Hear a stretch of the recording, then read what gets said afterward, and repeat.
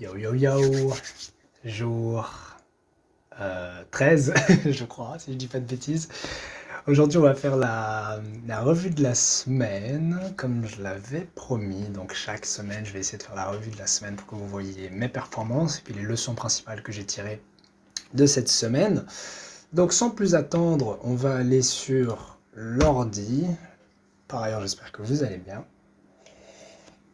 En ce début de semaine, on attaque en pleine forme. Alors, avant de voir les positions, je vais faire un petit récap fondamental. Parce que comme vous le savez maintenant, j'adore l'analyse fondamentale. Du moins, l'analyse fondamentale, c'est ce sur quoi je consacre beaucoup d'énergie. Et peut-être à tort d'ailleurs. Mais c'est aussi et surtout ce sur quoi je suis le meilleur. Dans le sens où si maintenant on dit que les 3 compétences principales du trading, c'est l'analyse technique et donc l'analyse technique, l'analyse fondamentale et la gestion des risques. Je suis particulièrement, entre guillemets, bon, enfin, pas particulièrement bon, mais disons que mon point fort par rapport à ces 3 éléments-là, c'est l'analyse fondamentale. Je ne sais pas c'est quoi pour vous, peut-être que c'est l'analyse technique, peut-être que c'est la gestion des risques ou la gestion de trade, mais pour moi, en tout cas, c'est l'analyse fondamentale. Donc, la semaine qui s'est passée, comme vous le savez sûrement, c'était la semaine sur l'inflation aux États-Unis. On a eu le rapport CPI, qui veut dire donc Consumer Price Index, et on a eu aussi le PPI, qui est le Producer Price Index, donc c'est l'indice des prix à la consommation et l'indice des prix à la production. On a aussi eu les inscriptions hebdomadaires au chômage, mais ça du coup c'est une publication qui sort chaque semaine, mais donc c'était la semaine sur l'inflation. On n'a pas eu beaucoup de mouvements de prix, c'est-à-dire que, laissez-moi juste enlever ceci, on n'a pas eu beaucoup de mouvements de prix, c'est-à-dire que si on regarde l'euro-dollar, on voit qu'il est resté dans une range allant du niveau 1,09 au niveau 1,10. Donc du coup, on n'a pas eu beaucoup de volatilité contrairement aux semaines précédentes, comme vous le voyez sur le graphique. Mais donc, pour décomposer, et alors je vais reprendre mes notes, ok, et on va regarder ensemble ce que j'ai écrit. Donc voilà, l'euro a clôturé la semaine pratiquement inchangé, ok, malgré la publication de plusieurs indicateurs d'inflation. Ok. Pour cause, le calendrier était pratiquement vide, hein, vous le voyez ici. Donc lundi, mardi, mercredi, on n'avait rien. Enfin rien. Bien évidemment, il y avait des données de second rang, si vous regardez ici. Mais disons que ces données-là... Oh, pardon. Si vous regardez ici. Mais disons que ces données-là n'avaient pas d'impact significatif sur les marchés, d'accord ? Donc les données que les investisseurs attendaient surtout, c'était le CPI et puis un peu aussi, le PPI de vendredi. Donc c'était jeudi et vendredi. Donc je disais, donc voilà, le calendrier était pratiquement vide. Les données principales, c'était vraiment l'IPC, donc l'indice des prix à la consommation, les demandes d'allocation chômage et l'indice des prix à la production aux États-Unis. Donc le rendement américain, et alors ça j'aime bien aussi, vous le savez peut-être, j'aime bien regarder le rendement américain. Pourquoi ? Parce qu'il nous donne une idée, et je vais vous montrer le site. Pour ceux qui ne savent pas, le site c'est le Fed Watch Tool de CME Group.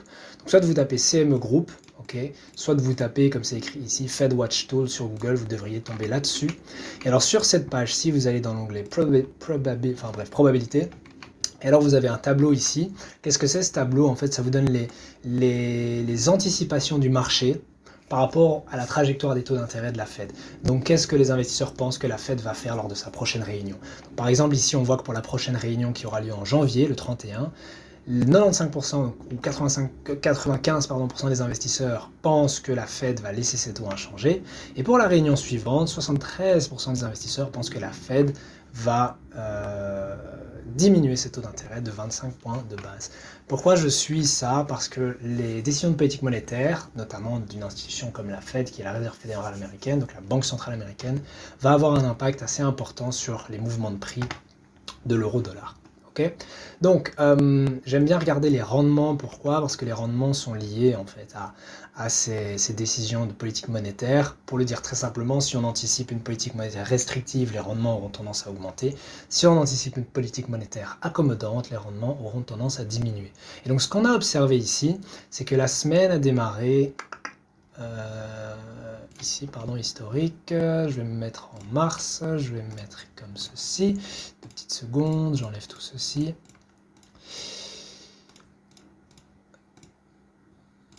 Hop, voilà, donc la semaine a démarré, donc si je prends Monday, January 8, on voit en haut à gauche, donc en fait ça s'affiche ici, ok, mais juste je dois mettre ma souris au bon endroit, mais donc regardez la case ici. on voit que Monday, January, donc on avait pour 475, 500, on avait 3,31%, et pour 500, 525, on avait 62%. Donc ensemble, ça fait à peu près... ah non, attendez, je dis des bêtises. Non, je ne dis pas de bêtises. Autant pour moi. Donc on était à peu près sur du 65%. Ça veut dire que 65% des investisseurs anticipaient une baisse des taux de la Fed. À la fin de la semaine, donc Friday, January 12, on avait 80% à peu près. Si vous additionnez les deux, donc vous avez 76 plus 4, ok, 80%.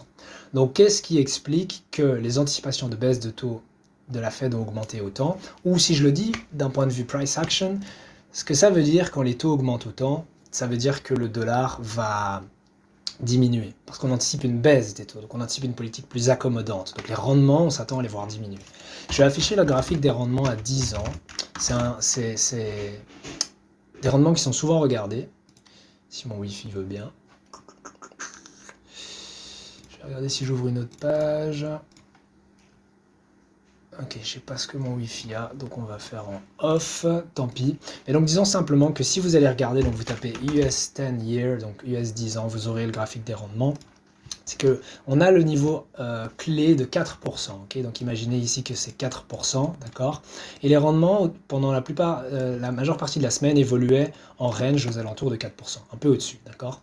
Et puis ensuite, après les publications de l'IPC et de l'IPP, qu'est-ce qu'on a observé? D'abord, pour l'IPC, on a observé une hausse d'un coup du prix, je crois que c'était à peu près 10 points de base, et ensuite le prix a chuté sous 4%, est remonté un petit peu, et puis il y a eu la publication de l'IPP, l'indice des prix à la production, et le prix a rechuté pour fermer aux alentours de 3,94 je crois, avec un plus bas à 3,92. Si je dis pas de bêtises, ok. Mais je vous laisse vérifier ça par vous-même. Donc, comment interpréter ça? Ou alors formuler plus simplement, donc si les rendements chutent, ok, c'est très simple, si les rendements chutent, qu'est-ce que ça va faire sur le dollar? Le dollar va chuter. Si le dollar chute, qu'est-ce que ça fait sur l'euro? L'euro monte. Donc en fait, c'est ce que vous voyez ici. C'est-à-dire que la publication de... Et je vais peut-être me mettre sur 1 heure, vous le verrez plus mieux. Ça veut dire que cette grande mèche... ce grand chandelier baissier que vous voyez là, c'est la publication de l'IPC. L'IPC est sorti meilleur que prévu, l'euro a chuté. Peu de temps après, et c'est là où c'était un peu tricky à analyser en mode « Ah, mais tiens, pourquoi l'inflation est plus élevée que prévu aux États-Unis, mais les investisseurs achètent de l'euro, c'est bizarre ». Donc, 1 heure après la publication, le prix a commencé à remonter. Et si vous analysez la corrélation entre l'euro-dollar et les rendements, vous remarquerez que quand les rendements ont chuté drastiquement sous le niveau des 4%, l'euro, pour sa part, a monté d'à peu près 40 pips. Ok. Alors, l'explication derrière, mais je ne vais pas m'attarder plus que ça sur le rapport. Si vous avez envie d'analyser plus en détail le rapport sur l'IPC, je vous invite à aller regarder ma vidéo sur le CPI, ou bien... ce que j'ai fait aussi, c'est qu'il y a une vidéo qui s'appelle Je partage mes modèles Notion. Et si vous allez dessus, vous verrez que je partage le lien en fait de ce calendrier. Vous voyez, cette page est accessible il y a un site, mais c'est dans la description de la vidéo. Et à ce moment-là, vous pourrez simplement lire tout ce que j'ai écrit ici. Donc c'est mon interprétation du rapport. Ok. Donc je ne vais pas m'attarder plus que ça, mais donc pour rester en surface, en fait, l'inflation aux États-Unis a accéléré plus que prévu, ce qui est normalement bullish pour le dollar. C'est-à-dire que c'est haussier pour le dollar, ce qui aurait normalement dû repousser à plus tard les anticipations de baisse de taux d'intérêt de la Fed. C'est pas ce qui s'est passé, au contraire, les investisseurs ont davantage parié sur une baisse des taux de la Fed en mars, ce qui est un peu contre-intuitif. Pourquoi? Enfin plutôt, pourquoi les investisseurs ont fait ça? Pas pourquoi c'est contre-intuitif. Pourquoi les investisseurs ont fait ça? Parce que malgré l'accélération de l'inflation globale à 3,4%, donc si je devais vous montrer l'inflation globale, un chouette site pour ça, c'est Trading Economics, ou enfin c'est écrit ici, Trading Economics. Vous allez là dans Indicators, et vous allez dans Inflation Rate, ou bien simplement, vous cliquez juste sur... Alors je sais pas où c'est intéressant. Ah voilà, More Indicators. Ok, vous cliquez là et vous allez tomber sur cette page-ci. Et alors vous avez tout ici, les indicateurs principaux, puis par catégorie. Ok, l'indicateur d'inflation forcément est dans les indicateurs principaux et vous le prenez pour les États-Unis. D'accord. Donc ici, qu'est-ce qu'on voit, c'est que l'inflation s'est réaccélérée, entre guillemets, elle était à 3,1% après 2 mois de baisse consécutive et elle est remontée à 3,4%. Essentiellement à cause d'effets de base. Ok, mais Oui, l'idée ici, c'est que malgré le fait que l'inflation globale, donc l'indice global, et si vous ne comprenez pas, je vous invite vraiment à aller regarder la vidéo qui s'appelle Comment lire le rapport CPI que j'ai faite. Mais donc, malgré cette résurgence, si on veut, de l'inflation globale, quand on regarde l'inflation sous-jacente, qui est le core inflation rate, on voit qu'il continue à diminuer et qu'il est à son plus bas niveau depuis, bon là vous le voyez pas, mais en réalité il est à son plus bas niveau depuis mai 2021. Ça veut dire que malgré la résurgence de l'inflation globale, on est toujours dans un processus désinflationniste, on est toujours sur une trajectoire de baisse vers 2% qui est la cible d'inflation de la Fed. Ok. Donc, ce qu'il faut comprendre en fait, c'est que l'euro a initialement réagi à la nouvelle, en mode oh mon dieu les chiffres sont plus forts que prévu, et même ici c'est noté. Oh, attendez, il y a un peu de bruit dehors, on va fermer. Comme vous le voyez ici, c'est en vert. En fait, sur Forex Factory, quand les données ici sortent en vert, et vous pouvez lire en cliquant là, Actual Grid, donc quand le chiffre actuel, donc c'est ici, est plus élevé que prévu, c'est bon pour la devise. Quelle devise? Le dollar. Donc ça veut dire qu'ici, c'est bon pour le dollar. Et effectivement, la réaction initiale du prix, ça a été une baisse de l'euro, donc une appréciation du dollar. Mais ensuite, les investisseurs ont pris un peu de recul et se sont dit, attends, ok, l'inflation globale remonte, mais l'inflation sous-jacente continue à diminuer. Et il y a quand même des signes encourageants quant à ce processus désinflationniste. Et donc, par la suite, les investisseurs ont racheté. Mais par contre, non, pardon, pas par contre, justement. Et en plus, le lendemain, donc on a eu l'IPP, okay, donc le PPI, qui lui est sorti moins élevé que prévu. On a eu un ralentissement de l'inflation au niveau des gestionnaires de production, donc des prix à la production si on veut, qui a du coup, donc les prix à la production ont diminué de 0,1%, alors qu'on s'attendait à une hausse de 0,1%, et ils ont été revus à la baisse pour le mois précédent. Et ensuite, l'indice global, quand on observe donc le PPI d'un an, sur un an, il a augmenté moins que prévu. On s'attendait à une remontée à 1,3%, il est monté à 1%, et puis l'indice sous-jacent, l'indice de base, est descendu à 1,8, alors que ça s'attendait à une baisse de 1,9. Tout ça pour dire quoi, tous ces chiffres? C'est que du coup, on a l'inflation sous-jacente qui, même si l'indice global remonte, ralentit quand même dans le fond. L'indice PPI, okay, donc l'IPP ralentit plus que prévu, et l'indice sous-jacent continue aussi de ralentir. Donc ce qu'il faut comprendre là-dedans, c'est que l'inflation globale, ou plutôt la raison pour laquelle l'inflation globale est élevée et remonte, c'est pour des raisons de base, des raisons qui sont indépendantes de la politique monétaire de la Fed. Donc la Fed ne regarde pas ça, elle va regarder l'inflation sous-jacente, la composante core, comme on appelle ça, le core CPI ou core PPI, sur laquelle elle a un plus grand pouvoir d'action avec sa politique monétaire et ses taux d'intérêt. Donc si on regarde juste l'indice core, okay, l'indice sous-jacent, ben, il continue à diminuer, et donc c'est positif pour l'euro, ok, et baissier pour le dollar. Si maintenant vous n'avez pas compris tout ce que je viens d'expliquer, je vous invite vraiment à essayer d'approfondir davantage vos connaissances en fondamentaux, parce que le speech que je viens de vous faire, normalement vous devriez pouvoir le comprendre sans trop de difficultés. D'autant plus que là, je ne vous ai pas parlé d'un rapport de second rang, comme par exemple, je sais pas moi, qu'est-ce qu'on a ici, voilà, la production industrielle italienne, ou je sais pas moi, le Small Business Index du NFIB par exemple, ou des indicateurs de second rang comme ça. Je vous ai parlé d'un indicateur important, l'indicateur CPI, qui sont les mesures de l'inflation, un indicateur qui est regardé par la Fed, donc peut-être que vous devriez comprendre comment lire cet indicateur. Sincèrement, c'est important. Bref, voilà, donc je vous ai expliqué la réaction du prix, etc. Vous comprenez globalement comment l'euro a bougé, les raisons pour lesquelles il a bougé. Maintenant, bon, d'un point de vue trading, donc concernant mes perfs de trading, et je vais réafficher les positions que j'avais prises. J'ai pris 4 positions, c'était une mauvaise semaine de trading pour moi, et au total, j'ai perdu 1,5%. Ok, comme ça, vous le savez. D'ailleurs, j'avais dit que, normalement, je vais juste vous montrer vite fait, là derrière, vous pouvez voir, je l'avais déjà dit dans la dernière vidéo, enfin l'avant-dernière vidéo, que vous pouvez voir du coup où en est mon compte, ok. Ça veut dire que j'ai eu une grande période de drawdown, j'ai commencé la semaine à 0% par rapport à mon capital de départ. Donc imaginons que vous tradiez, vous ouvrez un compte, vous ouvrez à 1000 $, ben, votre capital de départ c'est 1000 $. Et tous les profits que vous allez faire, imaginons que je gagne 100 $, ben, j'ai plus 1%. Quoique non, attendez, 100 $, c'est plus 10%. Et puis si je descends à 900, je perds 1%, etc. Mais donc par rapport à mon capital de départ, du coup là je suis actuellement à moins 1,5%. Ça veut dire que je suis sous mon capital de départ et donc que je suis en drawdown.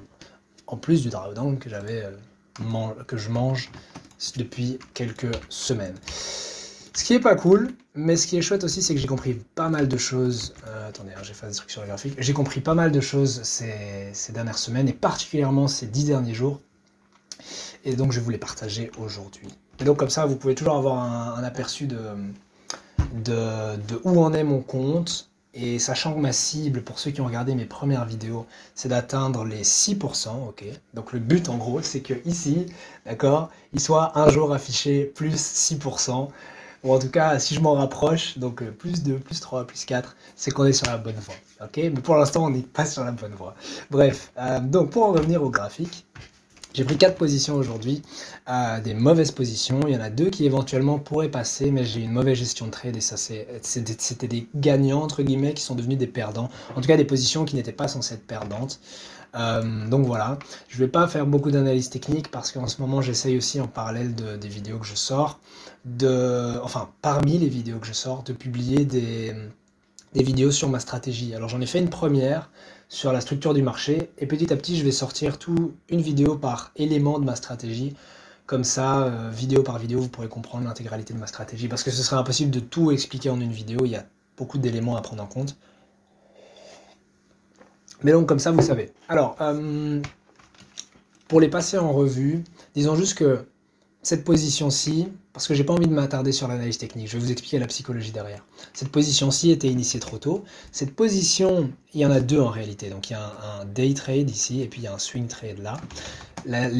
Donc la deuxième et la troisième position avaient du sens au niveau de ma stratégie. Ça veut dire que ici, je n'ai pas commis d'erreur au niveau de mon plan de trading, contrairement à là.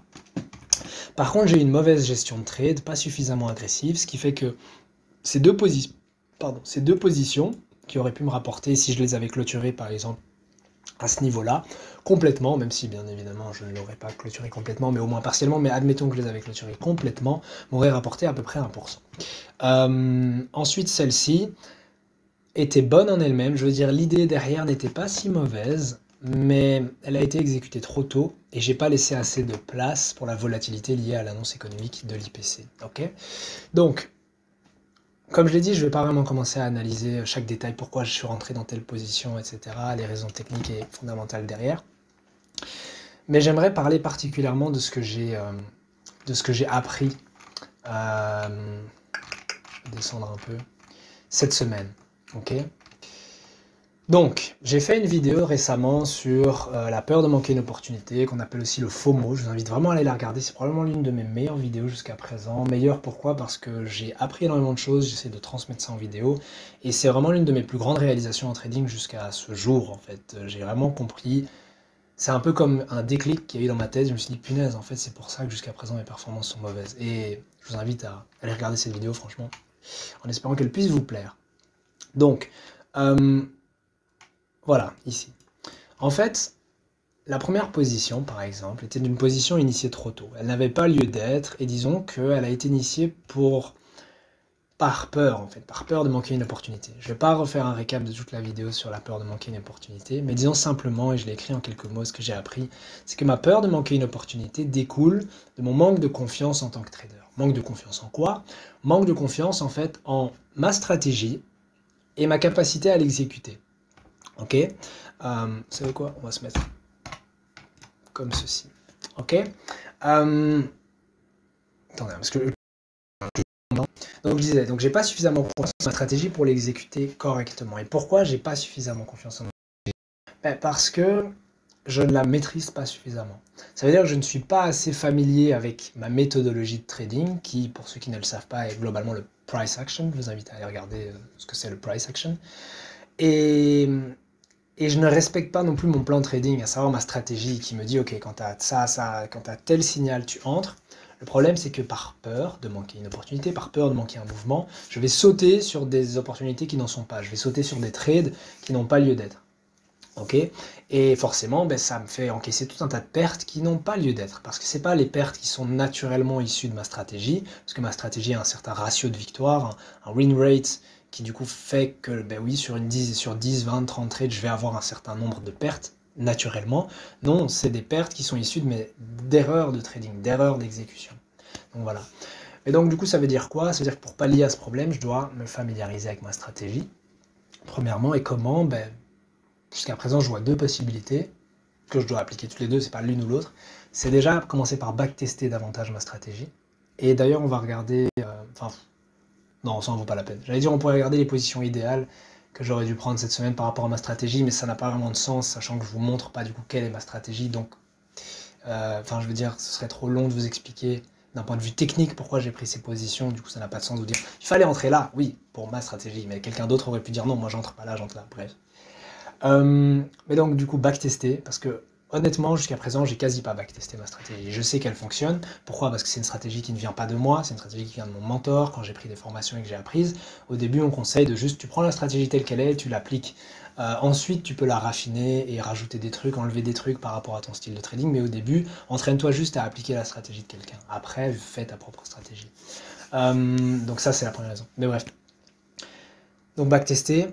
Et simplement mieux maîtriser en fait les éléments de ma stratégie. Et c'est pour ça que j'ai, comme je l'ai dit tantôt, commencé à sortir une série de vidéos. La première étant sur la structure du marché, mais j'en ferai d'autres, où je repasse en revue tous les concepts et les éléments qui constituent ma stratégie. Ça me permet d'une part de faire une sorte de révision, mais aussi du coup de vous partager quelle est ma stratégie. Et c'est bien parce qu'en le faisant, je me rends compte, ah, mais en fait là, je maîtrise pas bien. Parce qu'il y a des éléments un peu, comment dire, simplement que je comprends pas, où je suis là, ah, mais attends, il y a beaucoup de subjectivité en fait dans ma stratégie. Enfin, il n'y en a pas dans ma stratégie, mais quand j'applique ma stratégie, il y en a beaucoup. Et c'est là où je me rends compte qu'en fait, mes règles de trading ne sont pas bien ancrées dans ma tête. Ok? Bref, je vais juste revenir sur l'écran, j'aimerais bien vous lire une dernière phrase, et puis je pense qu'on va couper là pour la vidéo. Mais donc, finalement, je pense que la patience est ma dernière étape avant de devenir rentable. C'était aussi la conclusion de ma vidéo sur la peur de manquer une opportunité.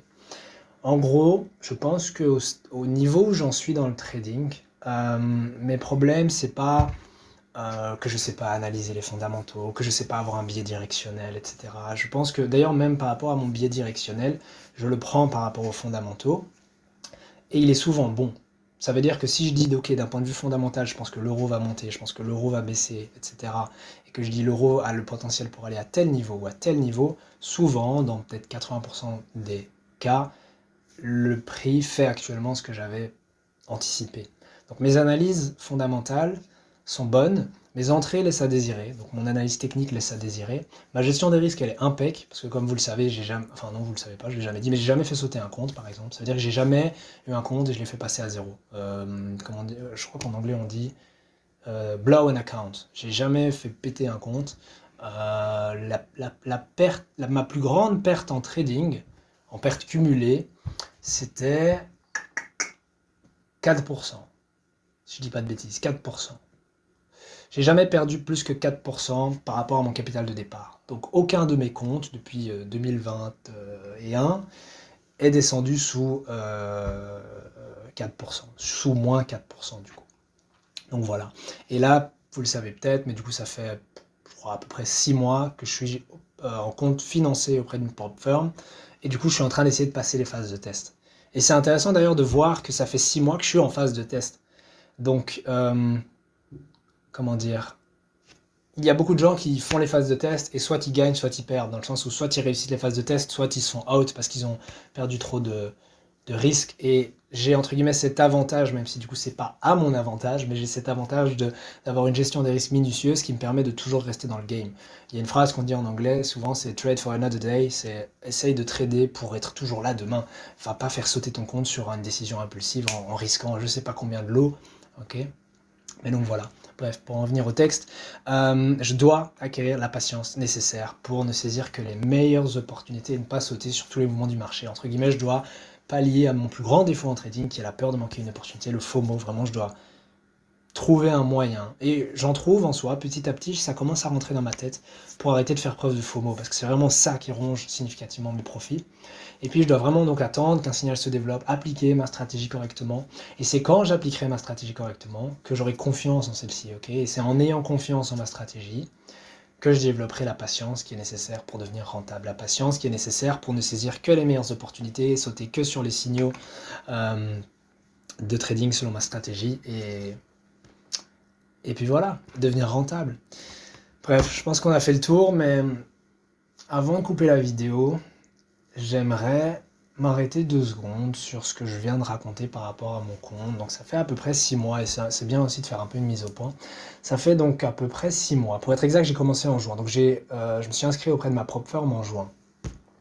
Donc ça fait, je pense, ouais, 6 mois, 6-7 mois, on est sur le septième, que je suis auprès de cette propre firme en phase de test et que mon but du coup est de réussir ces phases de test pour avoir mon compte financier et pouvoir trader avec un plus gros capital et gagner de l'argent grâce au trading. Okay, s'il y a bien une chose que j'ai appris en 6 mois, c'est que les choses ne vont jamais aussi vite que ce qu'on aimerait.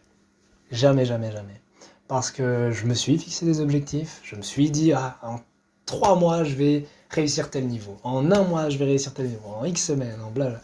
Et à chaque fois, alors je progressais, oui, parce que j'avais une deadline et je me dis, ok, je donne tout, je donne tout, je donne tout, mais j'arrivais jamais à atteindre les performances désirées.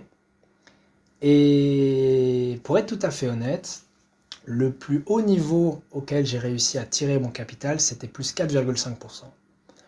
Et donc il me manquait juste 1,5% de profit pour avoir les 6%. Et le pire, c'est que quand j'ai atteint ce plus haut, cet ATH sur mon capital, sur mon compte, de 4,5%, je venais d'un drawdown de moins 1,5%. Donc en réalité, si tu passes de moins 1,5 à 4,5, bah, ça fait plus 6%. Donc quelque part, j'avais réussi à faire ces fameux 6%, engendrer 6% sur les marchés. Malheureusement, comme je suis parti d'un drawdown, j'ai pas passé la première phase. Mais de toute façon, ça n'aurait rien changé parce que après, du coup, j'ai tout reperdu et vous voyez aujourd'hui, bah, je suis de nouveau en drawdown à moins 1,5%. Donc j'ai retrouvé le low auquel j'étais avant. Ce qui est dommage. Mais c'est surtout ça le message que je veux dire, c'est que parfois c'est difficile de se dire ok, on n'a pas l'impression de progresser. Pourquoi? Parce que ça fait 6 mois que, comme je l'ai dit, je suis dans cette phase 1, en fait, littéralement au niveau 1, et que ben, je suis un trader break-even, quoi. Donc je fais des profits, je fais des pertes, je fais des profits, je fais des pertes, et ma courbe de croissance reste autour de mon capital de départ. Alors heureusement, avant j'étais en dessous, maintenant ma range elle est au-dessus, quoique là je suis en drawdown, mais je veux dire, si on regarde sur... j'ai passé plus de temps dans le vert que dans le rouge, c'est ça que je veux dire. Mais ça peut être frustrant de ne pas voir les résultats d'un point de vue monétaire, enfin d'un point de vue financier, en pourcentage de profit. Et c'est là où c'est important de se rappeler que le trading, et en tout cas l'apprentissage du trading, c'est vraiment un processus à long terme. Même si sur Internet on peut voir plein de choses en mode ça ressemble à un moyen pour devenir riche rapidement, c'est tout sauf ça. Quand tu vois des traders sur Internet qui sont riches grâce au trading, c'est possible, c'est une liberté financière qui est atteignable, mais ça demande des années de travail. Et la plupart des traders que tu vois en ligne et qui ont des millions ou quoi, bah ils ont 3, 4, 5, voire bien plus souvent, plutôt du 6, 7, 8, 9 années de travail, de trading, etc. Et donc c'est pas comparable. Pour ma part, et c'est aussi important de me le rappeler, ça fait certes 3 ans, et là je vais sur ma 4e année où je m'intéresse au marché financier. Plus particulièrement, ça fait à peu près 1 an et demi que je trade. Et vraiment sérieusement, c'est depuis que je me suis inscrit à ma propre firme. Parce qu'avant ça, avant juin, du coup, je tradais, mais il y avait des semaines où je tradais pas, il y avait des semaines où je tradais. Il y avait des semaines où je tradais, mais je faisais lundi, mardi, puis j'arrêtais. Donc c'était pas consistant, c'était pas régulier, donc c'était pas sérieux, c'était pas professionnel. J'aurais jamais pu, entre guillemets, être rentable comme ça. Maintenant, je fais ça toutes les semaines, tous les jours, du lundi au vendredi, du matin au soir, mais ça ne veut pas pour autant dire que j'y arrive encore, enfin que j'y arrive déjà. Il y a encore du travail, encore du boulot. Mais, mais voilà, en fait, du coup là, comme on est à la vidéo 13, je ne dis pas de bêtises, ça va faire 2 semaines que j'ai commencé cette série. Et il y aura encore 50 semaines. Parce qu'il y a 52 semaines dans une semaine, donc ça va être... il y a 52 semaines dans une année, donc ça va être... J'aurai largement le temps, je veux dire, de m'améliorer. Mais c'est important, je pense, de se rappeler, et je me le rappelle à moi-même à travers cette vidéo, mais aussi à ceux qui peuvent regarder cette vidéo, que c'est important de faire confiance au processus. C'est un truc qu'on entend souvent, fais confiance au processus, trust the process, etc. Mais disons que, et c'est ça le plus frustrant, en trading, tes progrès, ta progression ne se verront pas nécessairement dans tes résultats.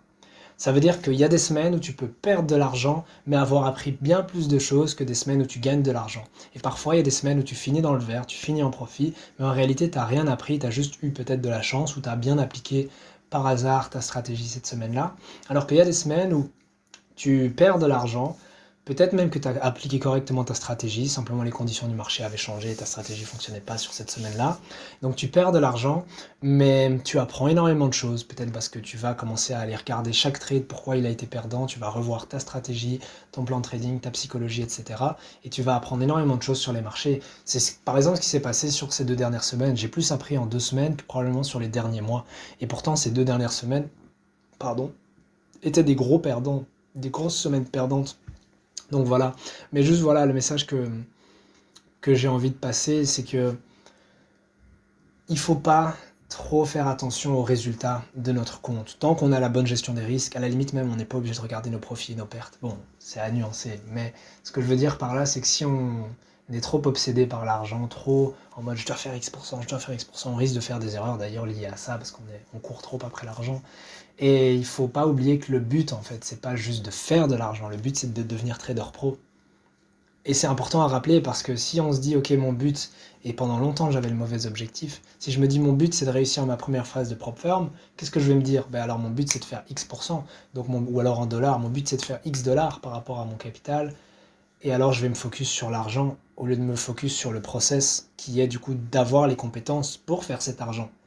Parce qu'une fois que je serai trader pro, ce que j'appelle trader pro du coup c'est à partir du moment où je serai capable de générer de l'argent sur les marchés financiers de façon consistante, sans avoir des périodes de drawdown intenses, ok, et donc que d'un mois sur l'autre, donc pendant 3 mois, 6 mois, 9 mois, 1 an, je sois rentable, peut-être sur 80% du temps, ok, peut-être que 10 mois sur 12, je l'ai fini dans le vert, ou allez, 8 mois sur 12, je l'ai fini dans le vert, en tout cas au début, après l'idéal c'est 12 mois sur 12, finir dans le vert, mais c'est ça l'objectif, et pouvoir du coup en vivre tout simplement, gagner suffisamment d'argent à la fin du mois pour pouvoir vivre du trading. C'est ça ma vision ou ma définition d'un trader rentable et professionnel du coup.